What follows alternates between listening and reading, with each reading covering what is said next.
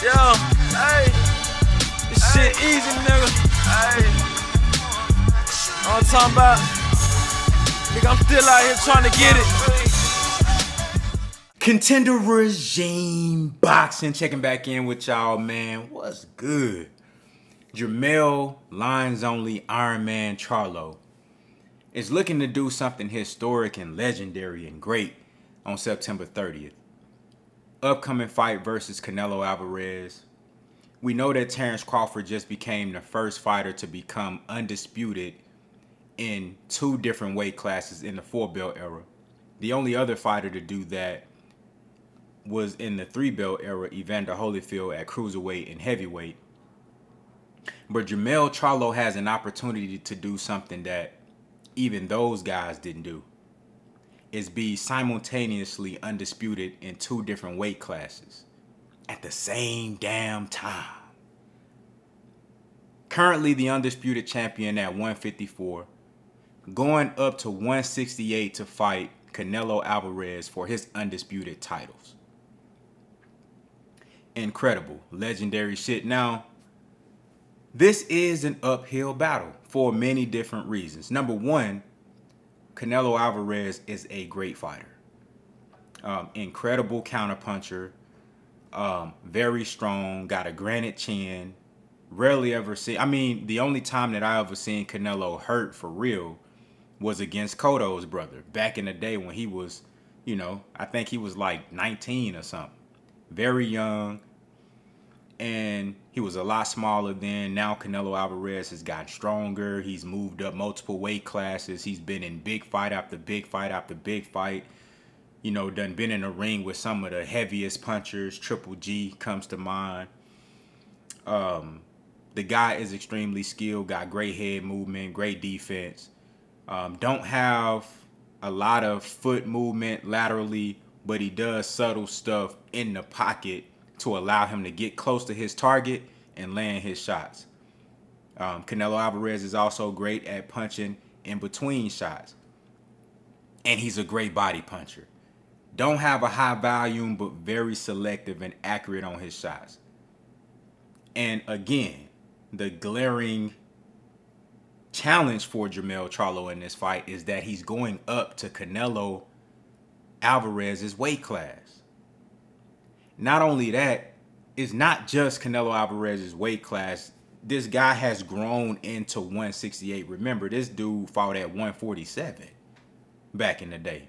Of course, he was a lot younger. He was a teenager, but this man has gone from 47, 54, 60, 68. He's even fought at 75 a couple of times.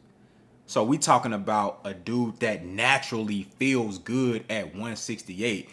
He might be 5'7", maybe 5'8", but that's pushing it. But the motherfucker sturdy and he's strong. And he hit hard as fuck, right? Uphill battle for Jermell Charlo. Now, with all that being said, I believe that Jermell Charlo is one of the most complete fighters in the sport. I think he proved that in his last showing versus Brian Castano. Now, given Brian Castano ain't no damn Canelo Alvarez. However, Brian Castano is a formidable opponent. You saw that in the first fight that he had with him. Jermell Charlo and Derrick James, they came out and made adjustments in this second fight. Jermell Charlo, in that second fight, he actually listened to his corner. Let's give some flowers and kudos to Juan Guzman. Juan Guzman actually has helped Jermell Charlo as well, working out with him in Houston and really just being, on call with Jermell Charlo, working the pads with him, helping him. I think Juan Guzman has really helped out with Jermell Charlo's. He always been a very good counterpuncher, but I think that he's helped out with Jermell Charlo's ability to punch on the move. You saw that a lot in the second fight with Brian Castano. I think that's something that he's going to have to use in this fight versus Canelo Alvarez, with him having the foot speed advantage. He's going to be the more athletic fighter in this fight. He's going to be the taller and rangier fighter with 73.5-inch reach. He's 5'11", almost 6 feet. Depending on where you look at online, BoxRec got him at 6 feet. You might look on PBC's network on their website. They might have him at 5'11", 5'11 and a half. He's going to be the taller, rangier guy in the fight. But again, Canelo is the more natural 168-pounder, sturdy. We never seen Jermell Charlo at this weight. But just looking at the film, I think we can all determine that Jermell Charlo is going to have the foot speed advantage. He got the longer reach. I believe Canelo has 70-inch reach. And I really like Jermell Charlo's chances in this fight, simply because we know him for his power punching. He has grown to be a knockout artist. When he was with Ronnie Shields, he was more so of an outboxer, a mover. That's his foundation. Working off the jab, moving laterally, fighting off the back foot, showing a lot of toughness in his fights. Never really been hurt. The guy got heart out of this world, and he a real dog, a killer, and a great finisher. And since he's gotten with Derrick James, he's transformed into even more of a finisher, sitting down on his shots more, but not getting away from the movement. Because if you look at the different performances, he's giving you different things. You look at the Tony Harrison fights, and you will say, well, especially the first fight, you will say, well, damn, he should have boxed a little bit more. He was trying to sit down on his punches and walk down the boxer in Tony Harrison, which he was actually successful in doing in the rematch with Tony Harrison. Stopped him late. Show you that he got power in the late rounds. The same thing in the Brian Castano rematch. Stopped him late. Showed you that he got power in the late rounds. But if you go and watch the Jason Rosario fight, a whole lot of lateral movement, boxing off the back foot, stopped him with a jab. He stopped him with a jab coming forward, but he knocked him down early in that fight with a left hook off the move. You know what I'm saying? Off a counter shot. Jermell Charlo has shown you so many different things over the course of his career, but I think that last fight is really what gives me the confidence that he can compete with a guy like Canelo, because he put everything together in that Brian Castano rematch. I thought that was the most complete Jermell Charlo that I ever seen, because he did everything. He worked the jab consistently throughout that fight. He didn't allow Brian Castano to get him on the ropes unwillingly. The only couple of times that Jermell Charlo went to the ropes, you can tell that it was willingly, and he was setting a trap, because every time his back got on the ropes, he threw punches off the ropes and turned and got back to the middle of the ring and continued to work his jab. He went to the body in that fight. You saw a great balance of head and body shots.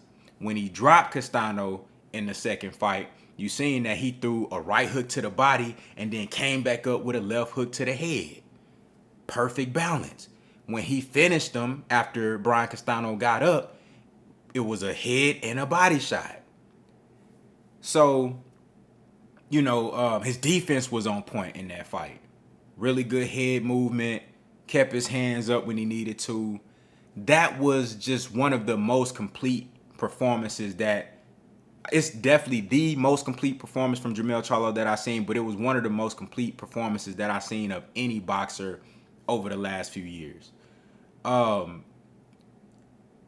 Jermell Charlo going up to fight Canelo Alvarez, man, I think in order for him to win this fight, he gonna have to be extra sharp. He gonna have to be extra sharp. I'm talking about damn near perfect. You dig what I'm saying? Because Canelo Alvarez is the type of guy who, though he doesn't give you a whole lot of foot movement, he has this ability to cut the ring off and do it without using a whole lot of energy. And he does it with short, sharp shots. And when he want to, throw something wide to catch you off balance, he can do that too. But Canelo comes in behind the high guard, peekaboo defense, great head movement, setting traps, and cornering you to make you fight when you don't want to fight, make you open up. You dig what I'm saying? That way he can catch you and make you pay when you miss. Great counterpuncher. Jermell Charlo gonna have to be on his motherfucking shit behind that jab with the hand speed advantage. He gonna have to use that to the best of his abilities. And he gonna have to be able to punch when Canelo punches. Now again, we know that Canelo is a great counter puncher. Jermell Charlo is also a great counter puncher. This is gonna be a great fight, man. It's gonna be a great fight. I know a lot of people is counting Jermell Charlo out. You know, they saying, man, he going up in weight. It's too much. He can't beat Canelo. He gonna get drugged. But me, I think he got the tools. And y'all know I'm rocking with my guy. I believe Jermell Charlo can get this fight done. I think he can come out with the victory. I think Jermell Charlo can come out with the victory. I know he got the tools, but it just come down to, you know, will he put it all together on that night? I've seen him do it before. I also seen Jermell Charlo have off nights. In that first fight with Brian Castano, he wasn't really listening to his corner. He just seemed like out of it mentally. But if we get that Jermell Charlo that showed up in a Brian Castano rematch, who focus, who understand what's on the line, this for Undisputed. Now I got to go out there and leave it all in the ring and be on my game and sharp. Another thing with Canelo, he's very selective with his shots. I think, and Jermell Charlo is too, but we seen Jermell Charlo up the punch rate. So I think he can take this fight to the cards and win on a decision. I really don't see him hurting Canelo, but I think he has enough power. And when I say hurt him, I don't think he can stop Canelo. It's possible, maybe. I got to see how he look at that weight. But I do believe that he have enough power to make Canelo respect him. Jermell Charlo has great power at 154. We don't know what it's going to look like at 68. Sometimes guys' power move up with him. Sometimes it don't. Sometimes they speed move up with him. Sometimes it don't. You know, so we'll just have to see. We just saw Naoya Inoue go up in weight. Now, of course, that's just one weight class, but his speed and power moved up with him. We don't know what that's going to look like for Jermell Charlo moving up 2 weight classes. Now, what would this look like if Jermell Charlo is able to do this? Let's say he beats Canelo Alvarez. That puts him number 2 pound for pound on my list. I got Terrence Crawford number 1 pound for pound.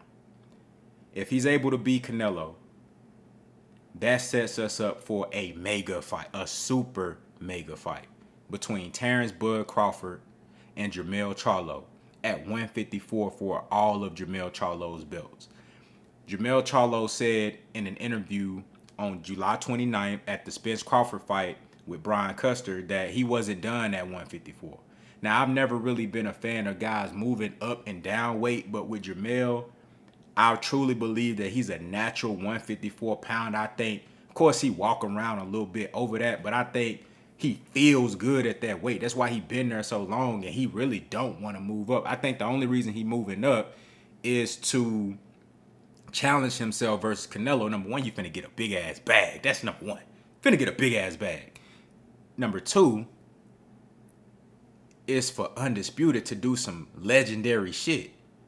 And then you come down, you beat Canelo, then you get in there with Terrence Crawford, and you gonna get an even bigger bag because Terrence Crawford, he a commodity right now, a hot topic, a household name right now.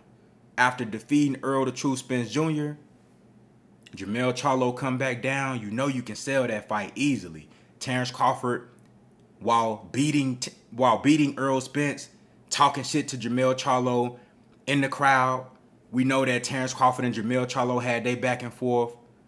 You got the whole storyline with Jermell Charlo going to get revenge for his stablemate Earl Spence Jr. That fight is easy to sell, and it's 2 knockout artists. 2 phenomenal counterpunchers. 2 guys that got speed and power. You know, I've always said that people get on me about this. Y'all been getting on me about this. I had people telling me that they thought Earl Spence would go up and beat Jermell Charlo. I never thought that Earl Spence could beat Jermell Charlo. I had Jermell Charlo beating Earl Spence and Terrence Crawford. But with Terrence Crawford having a performance that he did versus Earl Spence, I definitely give him a much better chance of competing with Jermell Charlo. At first, I didn't want to see that fight. I actually want to see that shit now. Because if you do that to Earl Spence, you can definitely compete with Jermell Charlo. Now, can he win? I'd like to see the fight. So it's a storyline behind that. It gives Terrence Crawford the opportunity to be the only fighter to be undisputed in 3 weight classes. It's so much legendary shit in that matchup. But it's only one thing that needs to happen for all this to come about. Jermell Charlo got to win on September 30th. Jermell Charlo got to win on September 30th. If he don't win that fight with Canelo, I don't even want to see the fight. I don't even want to see him versus Bud. I mean, if the fight was made, I wouldn't be mad, but it ain't going to be the same coming off a loss. If he go up there become undisputed, you got 2 fighters, the only 2 male fighters to be undisputed in 2 weight classes. One undisputed in 2 weight classes at the same time, and then another one have an opportunity to be undisputed in 3 weight classes. That's incredible, unheard of, unprecedented. Y'all let me know what y'all think down in the comments, man. Number 1, what chances do you give Jermell Charlo of beating Canelo Alvarez? Do you think Canelo just still too sharp right now, too strong for him? Do you think Canelo's slowing down and Jermell can get him? And what you think about a potential fight if Jermell Charlo beat Canelo, what you think about a potential fight between Jermell Charlo and the number 1 pound-for-pound fighter in the sport, Terrence Bud Crawford? Y'all let me know what y'all think down in the comments, man. Contender regime boxing. I'll holler at y'all boys, man.